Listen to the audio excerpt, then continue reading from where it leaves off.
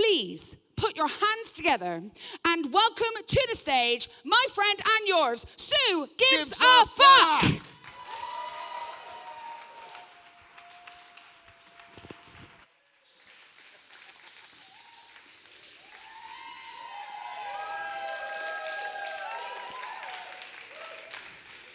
Thank you, my darlings. Yes, my name is Sue Gives a Fuck, and I really do. I do. And since I care so much, I want to just start by just getting a sense of who's in the room tonight, all right? So, give me a whoop if you are a queer person. Give me a whoop if you are a heterosexual person. Okay, louder for the straights. Cool, that's good, that's good. You're proud, that's all right. Whooping for being straight is a bit like whooping for being white, isn't it? But no, we are, of course, judging you accordingly, my darlings. No, I am, of course, joking. You are very welcome here. You're welcome everywhere. That's how privilege works. Now, for those of you who don't know me, I am a drag queen. Thank you for noticing. And as a drag queen, I should, by rights of an evening, be enjoying a Jaeger bomb, doing a death drop, supporting the body weight of a drunk straight girl while she tells you that she's proud of me. To which I'm like, I'm pretty sure you pushed me off the tube this morning. But you know, I haven't been able to do any of those things because these are strange times, aren't they? So what I've been doing instead is I've been on something of a gender journey. Yes, I know it is a shock. I've got a boy next door vibe, haven't I? No, in all seriousness, I tend to think of my appearance as sort of if Bill Weasley had a go at transitioning, you know, but very much on a Weasley budget. But no, I've been on this gender journey because, you see, I always described myself as a gay man. But specifically, you know, I was one of those gay men who's bought into heteronormative ideas of masculinity, so he's only actually attracted to straight men. Hence why I started doing stand-up. As with all shows, I'm up here doing comedy, and you can see that, but mainly I am cruising. I'm basically up here just scanning for chinos and enjoying the sight of Al Murray, who is a human embodiment of chinos, isn't he? I think it's safe to say that he is the most heterosexual man in comedy who we haven't managed to cancel yet. I must say he's behaving very cautiously backstage. We're watching. But no, I wanted to address this question of why I was only attracted to straight men. And so a couple of years ago, I took sort of a step along the gender journey. And I started calling myself non-binary. Do we have any non-binaries in the room tonight? Sometimes you just really know you're at a stand-up gig, and that's fine. That's fine. But if you don't know what it is, it just means you don't identify as either a man or as a woman. Because the thing is, I had decided that gender was a bit silly and that I shouldn't have to have a gender identity. Now, the problem with that is saying that you don't have to have a gender identity is not the same as not having a gender identity. I do have a gender identity. It's just that, unfortunately, my gender identity is Lana Del Rey. Which is hard to sum up in a pronoun, isn't it? But what I did in lockdown is I took a sort of a step further along the gender journey. What I did is I uploaded my most feminine photos to Tinder, changed my gender to female. Oh, the messages get niche. Ladies in the room, I have a strong suspicion that this is what you've been dealing with the whole time. The first message that I received from a gentleman, message number one word, fingers, ? Lovely. My first thought about that is ambitious to go straight for the plural.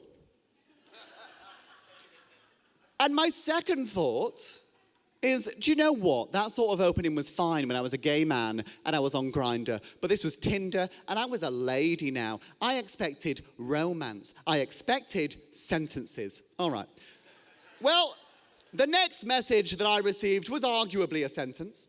It said, I bet you're touching yourself right now. Statistically, not a good bet. I was on the bus at the time.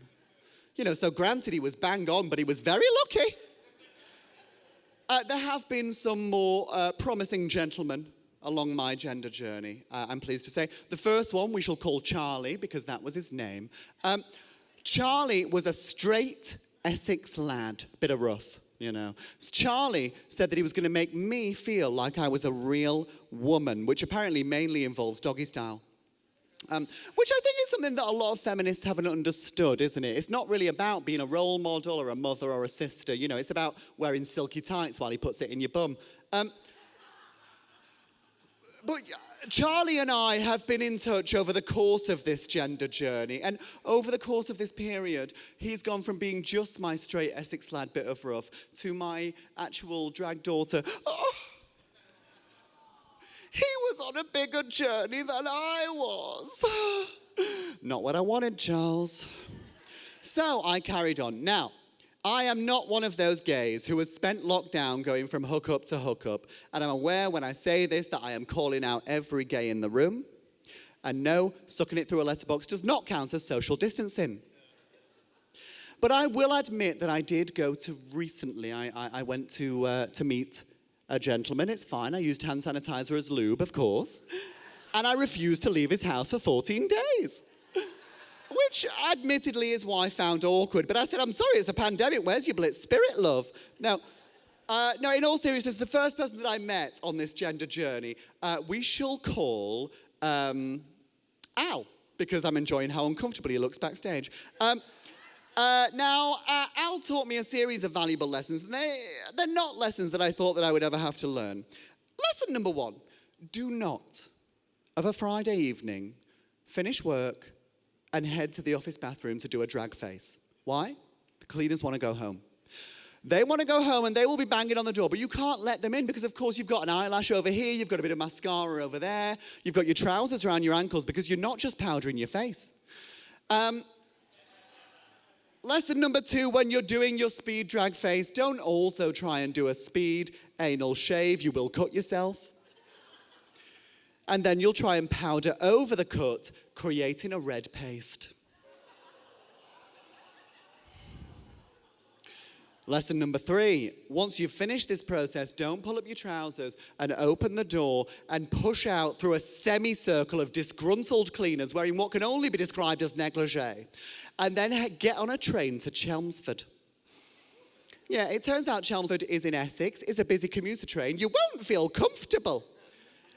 And then when you arrive in Chelmsford, do you know what? This is the final lesson that I'm going to leave you on tonight. When you arrive in Chelmsford, don't go to the address that has been given to you by a stranger on Tinder, because he won't be there. Instead, it will be the home of a pleasant Bangladeshi family with whom you will then have to quarantine for 14 days. Thank you. I've been Sue Gives a Fuck. Have a good night. Sue Gives a Fuck, ladies and gentlemen. Come on!